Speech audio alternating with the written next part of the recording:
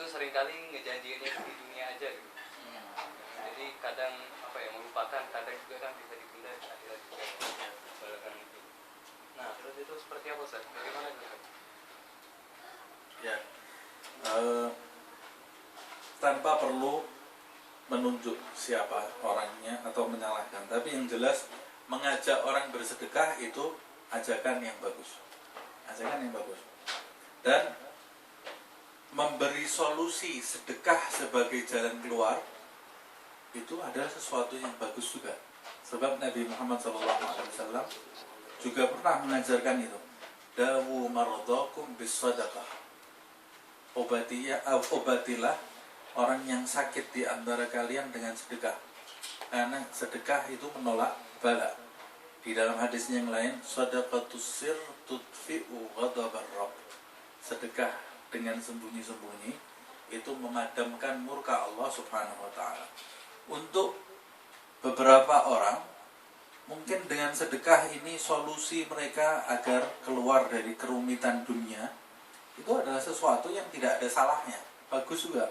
Kamu banyak sedekah, nanti insya Allah ekonomi kamu akan dilancarkan oleh Allah Subhanahu wa taala. Kamu akan dikeluarkan dari kesulitan. Itu sesuatu yang tidak ada salahnya. Tapi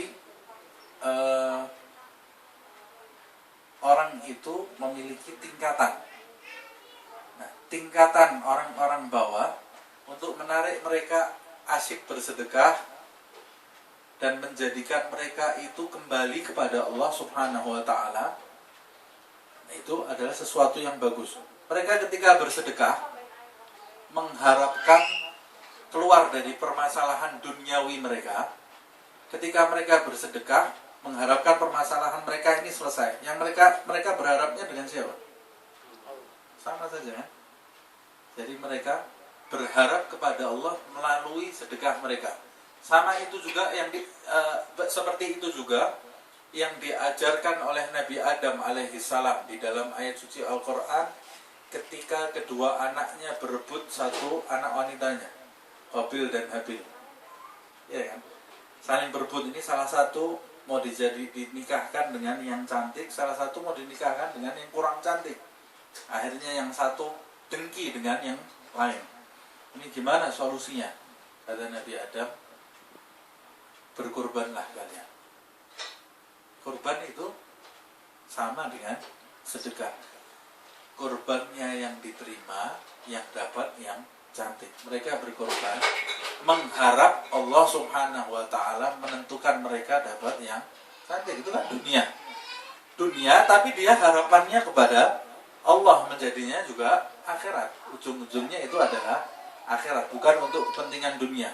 Karena dia bertujuan meminta tolongnya tetap kepada Allah Subhanahu wa taala. Walaupun memang harus disampaikan pula seharusnya bahwa kita ini bukan cuma mengejar lolos dari kerumitan duniawi, tapi yang lebih dari itu, yang harus lebih kita harapkan adalah lolosnya kita dari kerumitan ukhrawi. Inna haula'i yuhibbuna al-ajilata wa yadharuna ma wara'ahum yawman thaqila, kata Allah Subhanahu wa taala. Di surat apa? Di surat Ad-Dahr ya, Al-Insan. Sesungguhnya mereka orang-orang itu yuhibbuna al-ajilata, terlalu mencintai dunia ini, wa yadharuna ma wara'ahum, dan melupakan apa yang di belakang dunia itu, yauman tsaqila, hari yang berat, yaitu hari akhirat. Memang betul. Tapi untuk menarik orang, pertama-tama memang harus dengan cara seperti itu. Tidak ada salahnya juga. Ustaz, sekarang maksudnya kita lihat memang dunia ini tidak ada artinya, maksudnya seperti sayap ya. Memang kalau kita lihat dunia global ini, Islam ini jauh dibandingkan dunia barat ya, misalnya ekonominya, teknologinya, apa semua. Mungkin kita sebagai di sini anak muda apa gimana kalau misalnya kita jauh, ekonomi jauh, teknologi jauh, Islam bakal dilecehkan gitu ya. Ya contohnya yang kemarin-kemarin atau gimana. Nah, itu mungkin nasihat buat anak-anak muda ini seperti apa mungkin? menurut saya Islam ini teknologinya semuanya ketinggalan karena bergesernya tujuan pemeluknya. Karena pemeluknya sudah tidak bertujuan kepada Allah Subhanahu wa taala dan hidupnya bergelimang dengan urusan dunia saja. Sehingga kita lihat di Indonesia ini mayoritas orang Islam. Orang yang kerja di Indonesia ini mayoritas orang Islam. Pengusaha di Indonesia ini tentu saja mayoritas orang Islam, sebab orang Islam paling banyak. Penuntut ilmu di Indonesia ini mayoritas orang Islam. Tapi pertanyaannya, siapakah di antara mereka yang setelah berhasil berbuat untuk Islam? Siapa? Sedikit sekali. Sedikit sekali. Sebab mereka dari kecil jauh dari tujuan ukhrawi. Masukkan anaknya ke sekolah, orang tuanya, sekolah kamu biar nanti naik kelas. Nanti kamu kalau dapat ranking 1 kamu. Kalau sudah dapat ranking 1 mau apa? Belajar kamu yang giat ujian ini, jangan sampai kamu tidak lulus ujian ini, karena nanti kalau kamu tidak lulus ujian kamu tidak bisa dapat sekolah yang bagus. Terus kalau sudah dapat sekolah yang bagus mau apa? Nah, makanya masalah tujuan ini harus, terutama anak-anak kecil. Anak-anak kecil jelaskan di dalam setiap mereka mau pergi ke sekolah. Bayangkan penuntut ilmu, mereka yang menuntut ilmu, Allah Subhanahu wa taala menjadikan seluruh ikan di lautan beristighfar untuk penuntut ilmu.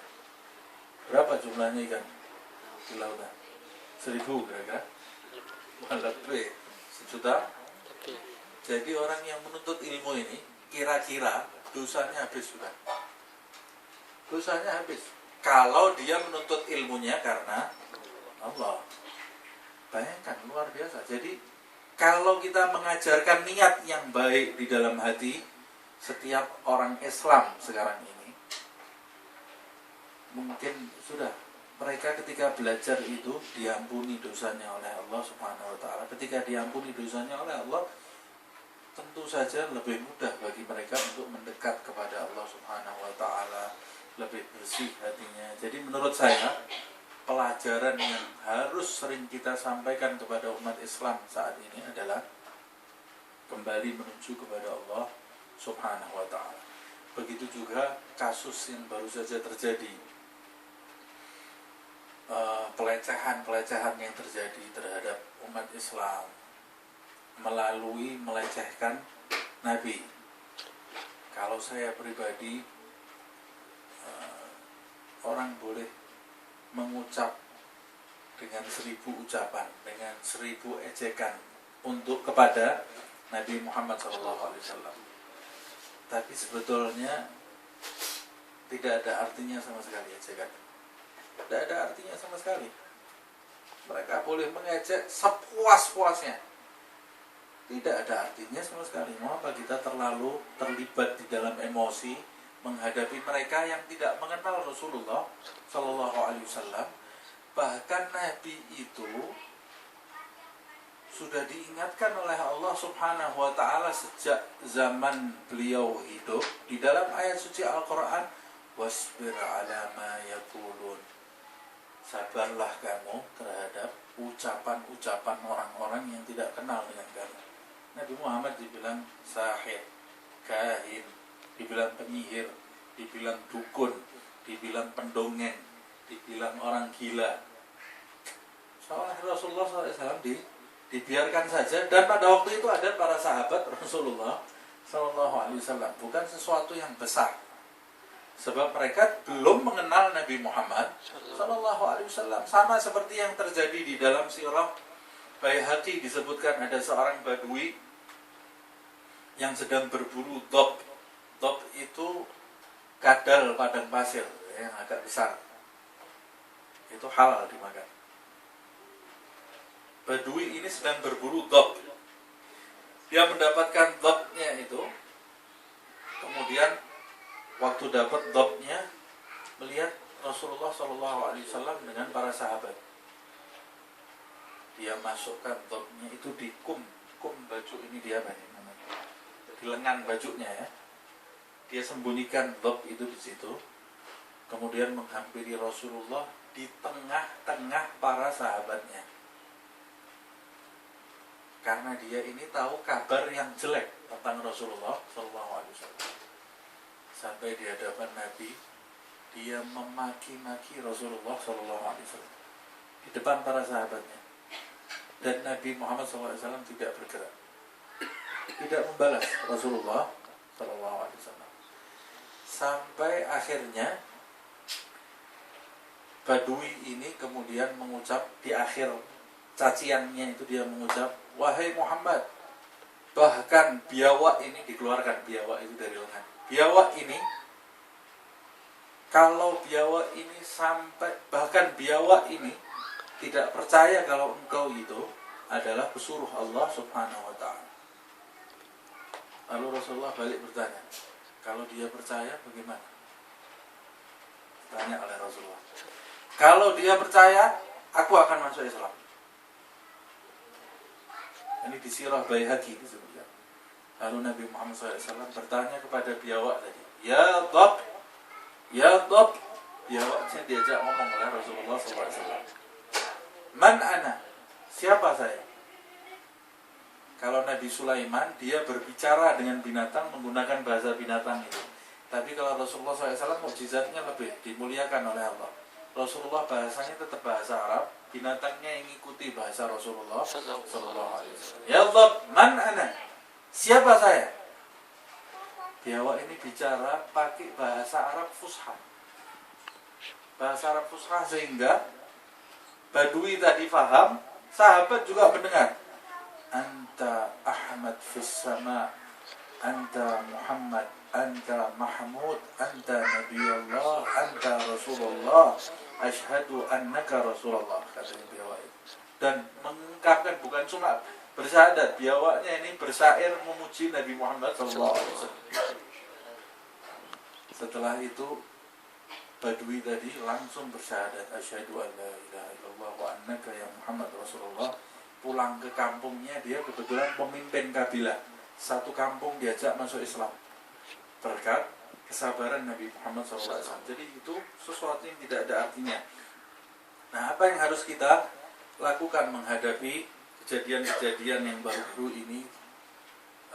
Pertama, kembali kita mengoreksi diri kita.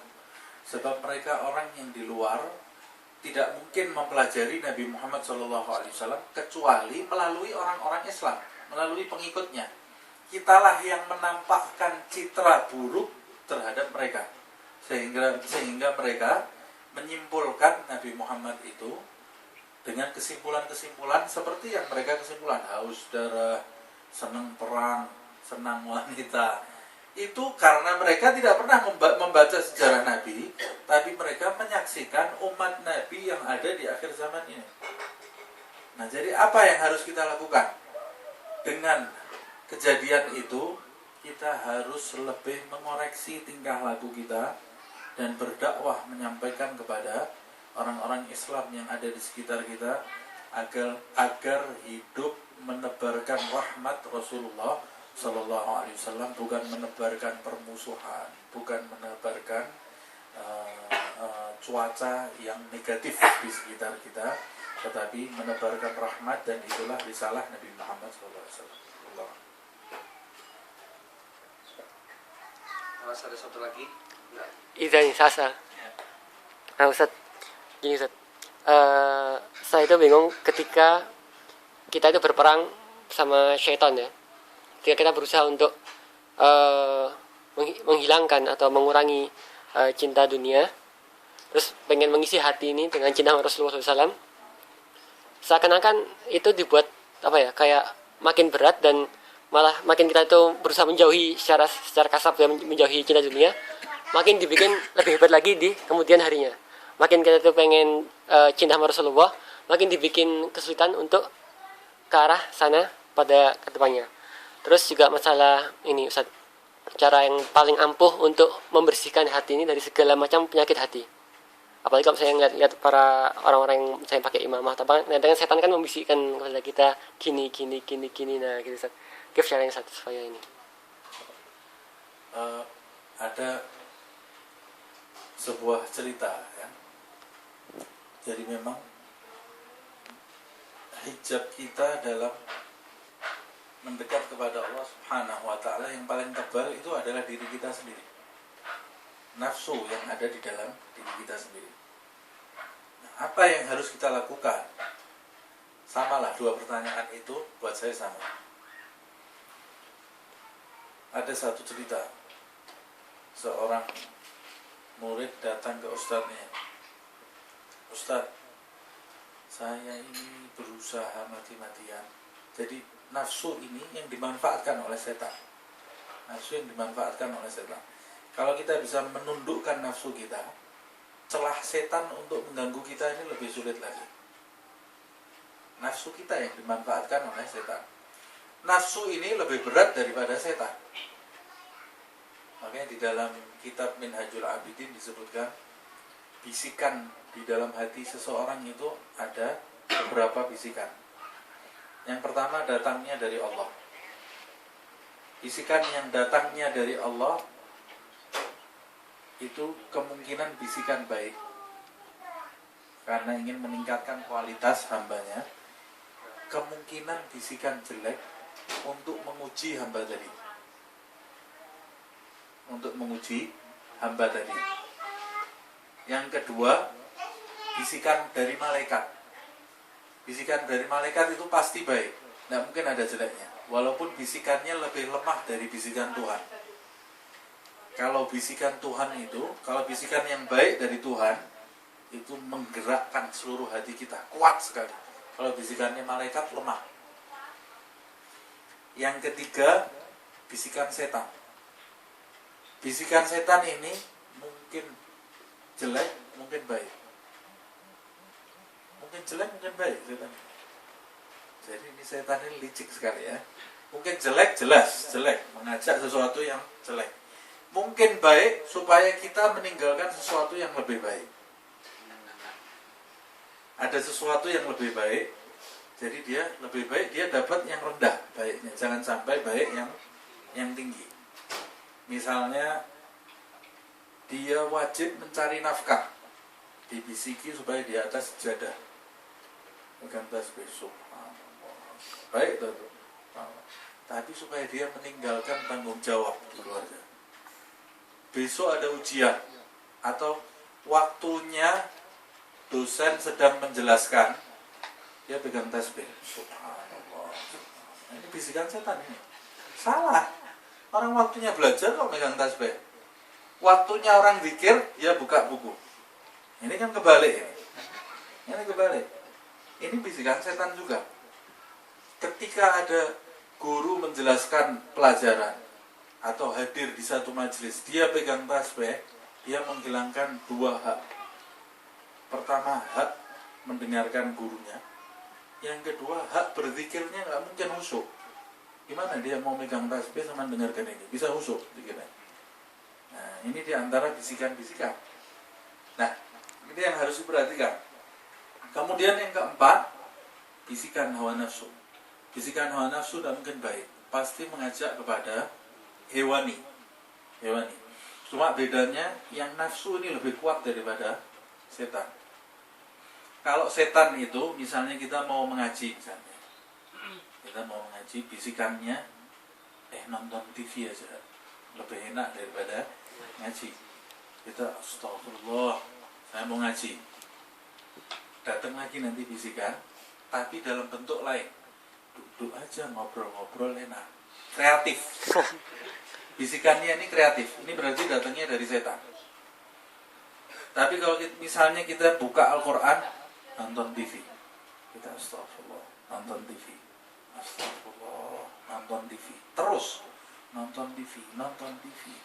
Ini dari nafsu, tidak kreatif ya. Tapi kita terus ditekan oleh nafsu ini, terus nonton TV sampai kita nonton TV. Kalau kita nonton TV baru selesai, hilang bisikan. Ini bisikan hawa nafsu. Jadi yang paling berat itu bisikan hawa nafsu ini. Makanya kalau kita sudah bisa menundukkan hawa nafsu kita akan dapat panggilan, dengar panggilan dari Allah Subhanahu wa taala, ya ayyatuhan nafsul mutmainnah irji'i ila rabbiki radiyatan mardiyah fadkhuli fi ibadi. Masuk kamu ke dalam saf hambaku. Baru diakui kita sebagai hamba Allah Subhanahu wa ta'ala. Wadkhuli jannati, masuklah kamu ke surga ma'rifatku. Nah, hawa nafsu ini butuh perjuangan. Kata Imam Suyuti rahimahullah, juga disampaikan oleh Syekh Abdul Aziz Ad-Dabbagh di dalam kitabnya Al-Ibris. Syekh Abdul Aziz Ad-Dabbagh ini orang yang punya kedudukan tinggi di sisi Allah Subhanahu wa taala. Al-Hasani dia. Ummi, tidak bisa baca dan tidak bisa tulis. Tapi dia punya kedudukan di sisi Allah karena bersihnya hati. Ceritanya panjangnya. Kata dia, di dalam hati seseorang ini terdapat 336 tabiat negatif. Itu cabangnya dari hawa nafsu ini. Orang ini harus menundukkan 336 tabiat tadi, baru nafsunya bisa menjadi mutmainnah. Kalau belum bisa menundukkan itu, ya dia seperti keledai yang berjalan di tempat. Disangkanya sudah jalan jauh, padahal masih muter di tempat, seperti kambing korban muter di tempat. Dia sangka dia sudah pergi kemana-mana. Nah, yang paling jitu untuk menundukkan hawa nafsu seperti kisah yang mau saya sampaikan di awal tadi. Ini saya sudah terlalu banyak ngomong ya. Kisah yang mau saya sampaikan di awal tadi. Ada satu orang murid datang ke ustadznya.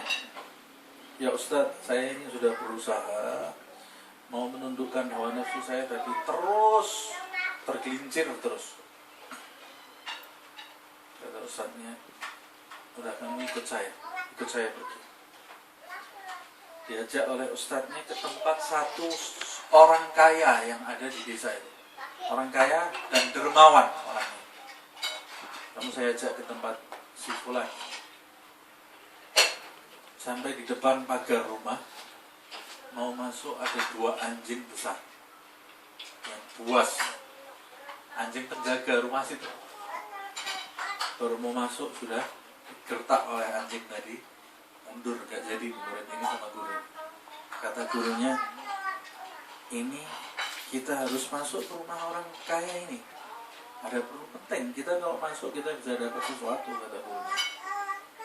Apa yang harus kita lakukan? Ada 2 anjing, apa kita lawan anjing ini, kata gurunya. Muridnya heran, ini guru saya ini kenapa kok jadi kayak gini ya. Kita lawan aja nih 2 anjing ini, kata muridnya. Apa enggak kita berdarah-darah guru melawan 2 anjing yang buas ini? Lalu apa yang harus kita lakukan, kata guru tadi. Kenapa kita tidak pencet bel rumah ini saja, kata muridnya. Kalau kita pencet bel rumahnya, pemilik 2 anjing ini akan keluar, kemudian 2 anjing ini pasti akan jinak terhadap pemiliknya. Dia kasih isyarat langsung masuk, kita bisa masuk dengan mudah. Gurunya sambil tersenyum. Dia bilang, itu jawaban untuk pertanyaan kamu. Yang mana, kata muridnya? Kamu kan tadi tanya, kenapa saya tidak bisa menundukkan hawa nafsu? Siapa yang memiliki anjing nafsu yang ada di dalam dirimu? Allah. Kalau kamu lawan sendiri, kamu berdarah-darah melawan anjing nafsu ini. Panggil pemilik nafsu itu, minta kepada dia agar mengizinkan kamu masuk ke istana ma'rifatnya. Nah, jadi salah satu cara yang jitu untuk menundukkan hawa nafsu kita, menyandarkan diri kita kepada Allah Subhanahu wa taala. Meminta terus, nangis, minta kepada Allah Subhanahu wa taala supaya kita ini diselamatkan dari, kata Habib Ali, wahfadil qalba ayyulim bihi syaitanu wan nafsu wal hawa wad daniyah. 4 kali ini. An-nafsu syaitan, nafsu, hawa, daniyah. Minta kepada Allah Subhanahu wa taala. Setan, nafsu syahwat, al-hawa itu ego, keakuan yang ada di dalam diri, wadaniyah itu dunia. Wallahu a'lam. Dan kumpul dengan orang-orang yang soleh. Wallahu a'lam. Jazakumullah khair.